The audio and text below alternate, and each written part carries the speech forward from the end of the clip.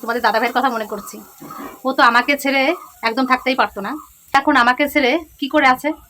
আজকে 3 মাস হলো, আজকে 10 তারিখ, আজকে তোমাদের দাদা ভাই চলে গেছিল। ও আমাকে এত ভালোবাসতো, আমি ওকে এত ভালোবাসতাম। ও চলে গেল, কেন আমাকে নিয়ে যাচ্ছে না?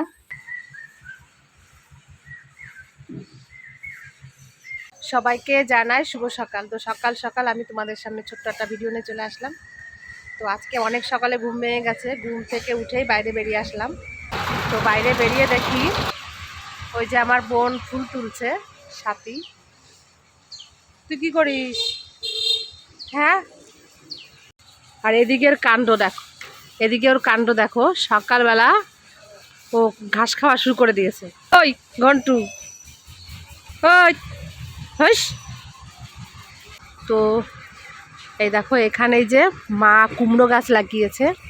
তো কুমড়ো গাছের পাতাগুলো সেই বড় হয়েছে, দেখো কিভাবে মানে বেয়ে বেয়ে উঠেছে। কুমড়ো গাছটা দেখে তোমাদের দাদাভাইয়ের কথা মনে পড়ে গেল সকালবেলায়, কারণ ও তো এরকম গাছপালা খুব পছন্দ করতো, আমার মায়ের মতন। আমার মাও যেমন গাছপালা লাগাতে পছন্দ করে, তোমাদের দাদাভাই ঠিক তেমনই। তো এই যে মা কি সুন্দর সুন্দর গাছ লাগিয়েছে এখানে, দেখো এই যে একটা ভেন্ডি গাছ হয়েছে, এই যে ভেন্ডি গাছে ওই যে ফুল এসেছে, ভেন্ডি হয়েছে। ওই যে বেগুন গাছ লাগিয়েছে, ওই যে অনেক বেগুনও হয়েছে গাছে। দেখো মানে মাটি তো খুব সুন্দর এখানের, মানে গাছপালা লাগালেই মানে এত সুন্দর গাছ হয় না, কি বলবো আর।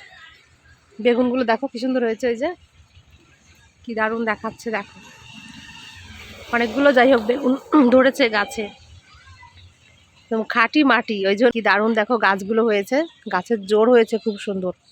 মাটি ভালো হলে গাছ তো এমনিতেই ভালো হবে, এটা তো সত্যি কথাই। তোমাদের দাদা ভাইয়েরও খুব ইচ্ছা ছিল এরকম বড় জায়গা থাকবে, চাষ করবে, কিন্তু ওর ভাগ্যে তো আর কিছুই হলো না।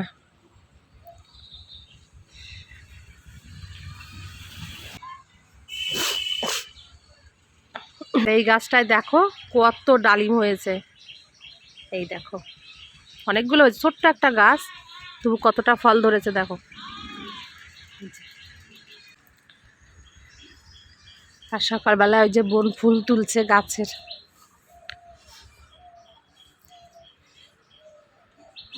হলো ফুল একটাও?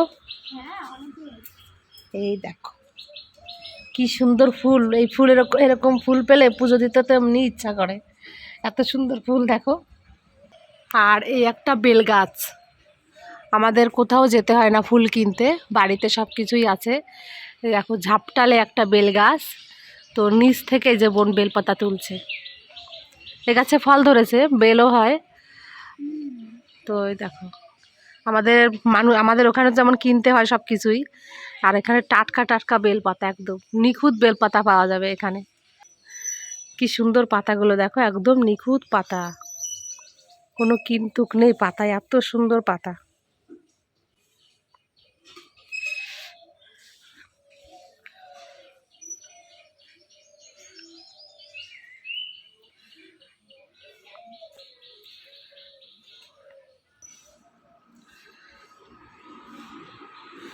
আমার ভাই তো ঘুমোচ্ছে কাঁথা মুড়ি দিয়ে, আর ছেলে এই ঘরে ঘুমোচ্ছে।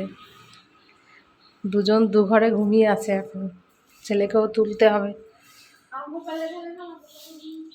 পুজো দে। আর মা ওই দেখো, আমাদের পিছনে একটা উঠোন, সামনে একটা উঠোন, দুটো উঠোন। মা সামনেটা ঝাড় দিয়ে এখন পিছনে গেছে। ওই যে কত পাতা পড়েছে, এখানে তো গাছপালা ভর্তি। মা এখন ওই যে ঝাড় দিচ্ছে দেখো। এই যে আমার সোনা বাবা ঘুম থেকে উঠে গেছে। তুমি চা খাবা? হুম। তো এখন যাব আমি রান্নাঘরে চা বানানোর জন্য। মা চা খাবে, আমার সোনা বাবা চা খাবে, চা খেয়ে পড়তে বসতে হবে। তোমার কখন পড়া? 10টায়? আচ্ছা, আমার সোনা তাড়াতাড়ি পড়তে বসো। আমার বসো, তাড়াতাড়ি যাও, ব্রাশ করো, আমি চা বানাই, যাও তাড়াতাড়ি ব্রাশ করে নাও শোনা। চলে এসেছি রান্নাঘরে, এখন একটু চা করব। মা বলছে চা বানাতে। চা বানানো হয়ে গেছে আমার, দেখো। তোমরা কে কে খাবে চা, আমাদের বাড়িতে চলে আসো। লিকার চা করেছি, আজকে আর দুধ নেই, এই জন্য দুধ চা করতে পারলাম না। আর বিশেষ করে সকালবেলা লিকার চা খাওয়া ভালো, লিকার চা খেলে গ্যাস হবে না। রাত্রেবেলায় সন্ধ্যার সময় দুধ চা খেলে ঠিক আছে একটু। তো ব্যাস হয়ে গেল।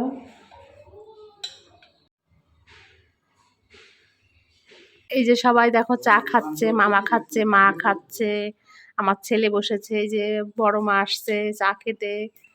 সবাই আমরা একসঙ্গে বসে বসে চা খাবো আর কি। বসো বড় মা এই জায়গায়। শোনা এই যে সকালে চা খেয়ে এই যে পড়তে বসে গেছে দেখো। চা খেয়ে চলে আসলাম আবার রান্নাঘরে। তো এখানে ভাত বসিয়ে দিয়েছি, মানে একটু সিদ্ধ ভাত রান্না করব। বেগুন সিদ্ধ, আলু সিদ্ধ আর ডিম সিদ্ধ। তো গাছের টাটকা বেগুন, এই গাছের টাটকা বেগুন সিদ্ধ দেবো। মাকে বলেছি আমি যে মা সিদ্ধ ভাতই রান্না করো, গরম গরম সিদ্ধ ভাত খেতে ভালোই লাগে, তাই আমি আর কি বসালাম এই কারণে।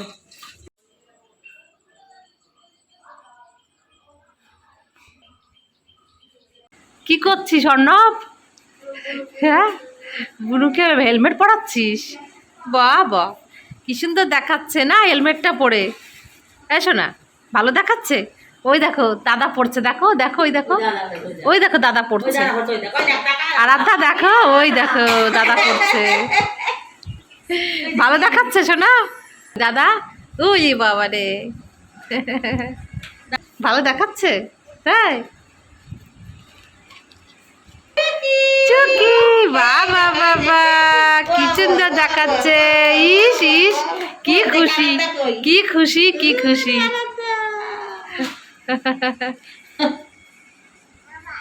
আবার বলে আবার কি বলে, দাদাকে একটা হাম্মা দাও, দাদাকে একটা হাম্মা দিয়ে দাও।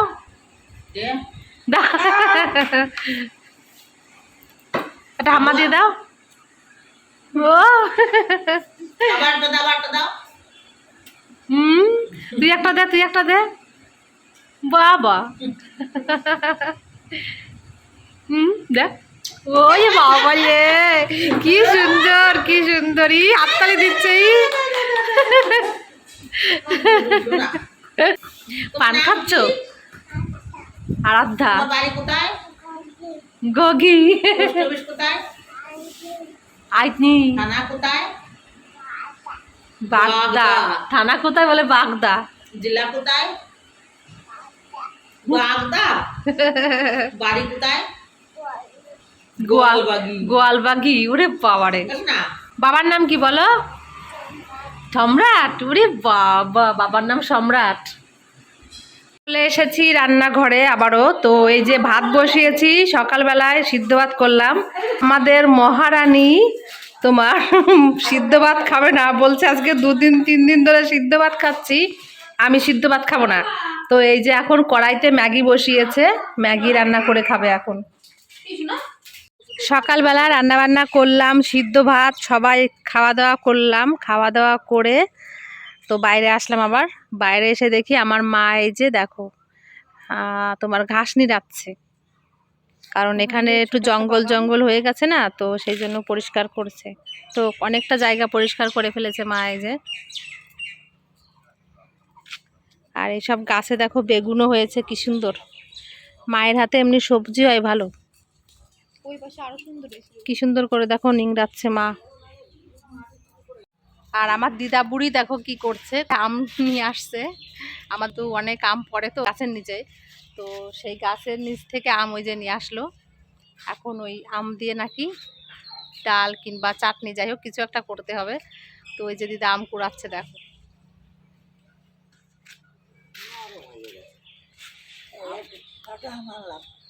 হ্যাঁ রাখো এখানে, যা হোক একটা কিছু করবো। কতগুলো আম নিয়ে আসছে আমার দিদা। ফেটে গেছে আমগুলো, পড়েছে ফেটে গেছে। আমি চলে আসলাম এখন রান্নাঘরে। তো এই যে আমার বোন এখানে বসে এই যে সবজি কাটছে, বরবটি আলু ভাজা করবে। আর এখানে আম নিয়ে আসছে দিদা, এই যে আমের টক রান্না করা হবে, মানে চাটনি। আর ওখানে প্রেশার কুকারে তোমার কচুরকাঠি সিদ্ধ বসিয়েছি, কচুরকাঠির তরকারি রান্না করবে মাছ দিয়ে। তো এই হচ্ছে আজকের রান্না। তো রান্না গ্যাসে হবে না, রান্না হবে কাঠের জালে। তো কাঠের জালে রান্না, তো কাঠের উনুনে রান্না করতে হবে, তার জন্য যে বাইরে চলে আসলাম। আমাদের বাইরে এই যে কাঠের জালে রান্না করতে হয় এখানে আর কি। এই দেখো, এই যে কাঠ নিয়ে আসছি আমি, তো এই কাঠেই আজকে রান্না করব। তো রান্নাঘরটা একটু পরিষ্কার করতে হবে। আমি এখন বসে পড়লাম মাটি নিয়ে। তো উনুনটা একটু লেপতে হবে, কারণ বাসি উনুন আছে যেহেতু রান্না করা যাবে না। তো তার জন্য এই যে উনুনটা লেপতে বসেছি। ছোটবেলায় কিন্তু আমরা এরকম কাজ করতাম। তো উনুন লেপে ঘর বাড়ি সব লেপতাম মাটি দিয়ে। আগে তো আমাদের পাকা ঘর ছিল না, আগে আমাদের কাঁচা ঘরই ছিল, মানে মাটির ঘর ছিল। তো আমরা এরকম উঠোন লেপা, ঘর লেপা, মানে লেপে পুরো পরিষ্কার করে রাখতাম আমরা। তো আজকে অনেকদিন পরে উনুনটা লেপছি না, তাই মনে করছি। হয়ে গেছে, বাসি উনুনটা লেপি। আর এটা তো মেঝে, এটা লেপতে হবে না, এটা একটু মুছে দিলেই যাক হয়ে যাবে। বাসি উনুনে কিছুই করি না রান্না বান্না, তো সবাই করে এটা, শুধু আমরা না। ওই জন্য লেপতে হয় আমাদের।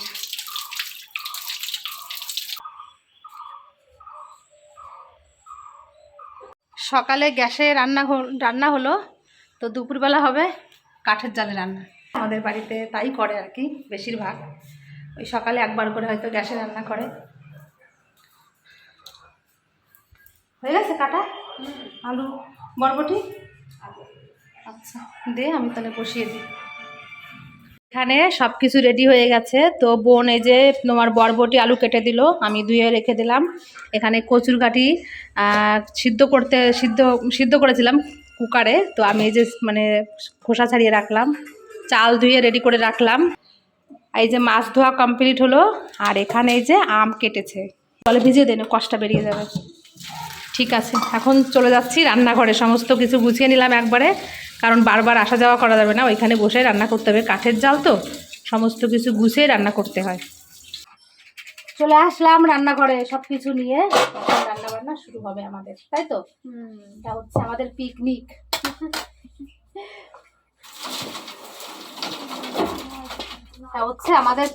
হচ্ছে পিকনিক। তো আমার ভাইয়ের বউ আর আমি দুজন মিলেমিশে একসঙ্গে কাজগুলো করলাম। মা যেহেতু আজকে বাইরে কাজ করছে, তো আমরা দুজনে যে বসে এখন রান্না বান্না করব। দেখো কি সুন্দর আগুন জ্বলছে এখানে যে। আর এখন এই যে বরবটি আর আলু ভাজাটা বসালাম।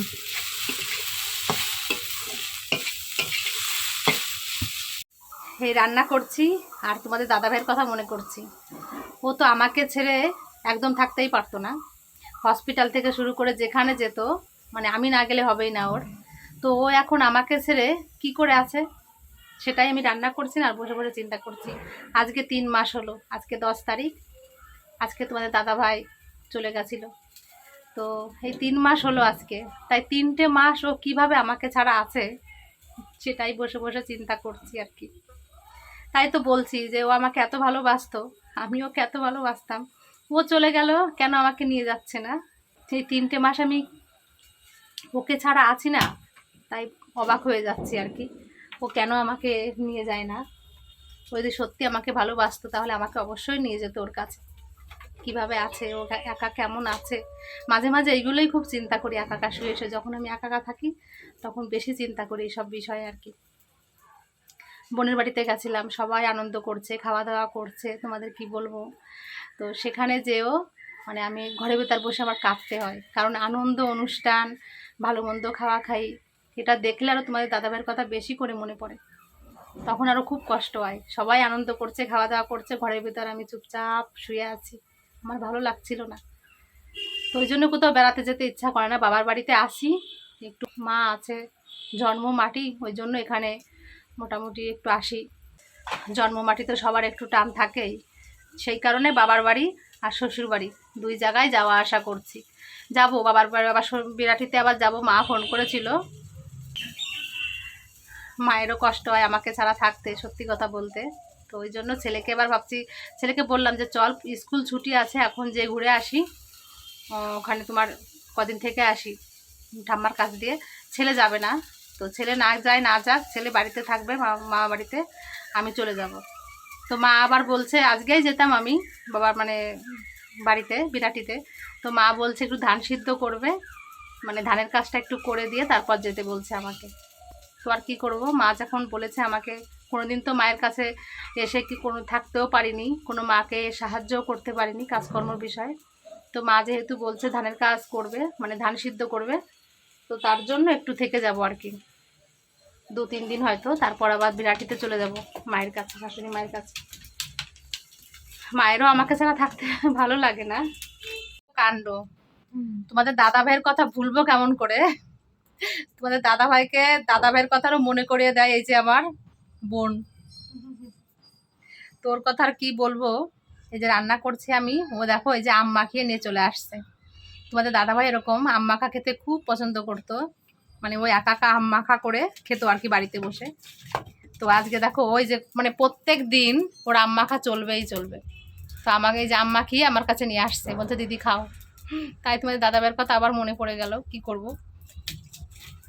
ও দেখি টক খেতে, ওর মানে ও যা যা করে অনেকটাই মিল আছে তোমাদের দাদা ভাইয়ের সঙ্গে আর কি।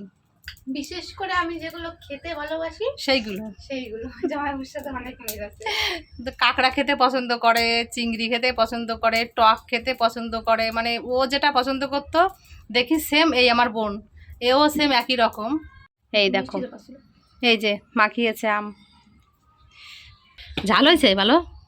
ঝাল হয়েছে, খেতে খেতে ঝাল লাগবে। খেতে খেতে ঝাল লাগবে, খা তুই। মিষ্টি না?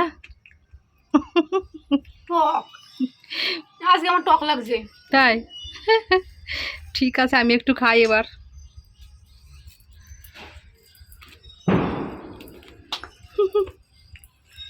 কাসন্দি দিয়ে আমার জিভে জল চলে আসছে দেখো, টক দেখলে তো জিভে জল চলে আসে। তো কাসন্দি, লঙ্কা, চিনি দিয়ে কি কি করে মেখেছে এই যে।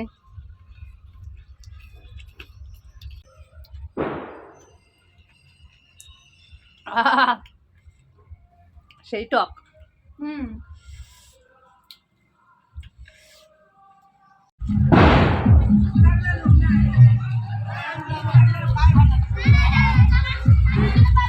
আর নেবো না।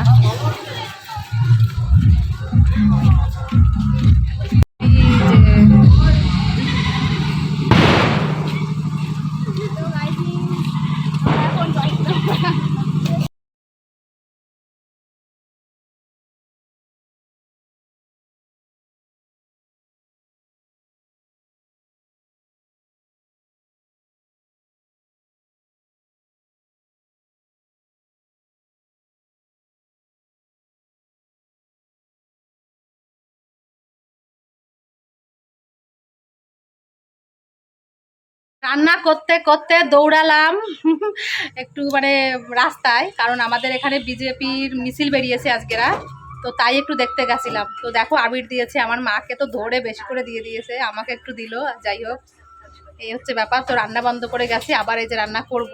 দিদাকে বললাম তরকারিটা নামাও। দিদা নামা না, তুই নামালি? ও, সাথী তরকারিটা নামিয়েছে, আর এখন এই যে চাটনিটা বাকি আছে, ওটা করলে ব্যাস রান্না কমপ্লিট হয়ে যায়। সাদা চাটনি খাবে, সাদা চাটনি খাবে, মাথা পাগল করে দিচ্ছে। তো আজকে যে সাথীর জন্য স্পেশাল সাদা চাটনি তৈরি করলাম, দেখো সাদা আমের চাটনি। যে রান্না বান্না করলাম, করে তারপর স্নান করে আসলাম। এখন যাব ভাত খেতে, বোন ভাত বেড়েছে তাই ডাকছে আমাকে। এই যে সবাই এই যে বসে ভাত খাচ্ছে। এ ভাই নেই বাড়িতে? ও, ভাই বাড়িতে নেই। দিদা কোথায় গেছে মা? দিদা আসবে না? ও, এই সবাই খাচ্ছে, দিদা খাবে তো, দিদা এখনো আসেনি, কোথায় গেছে তা কি জানি। ভাই নাকি খেলতে গেছে। তো এই যে বোন ভাত বাড়লো, এখন খাবো বসে, মা ওই যে বসেছে।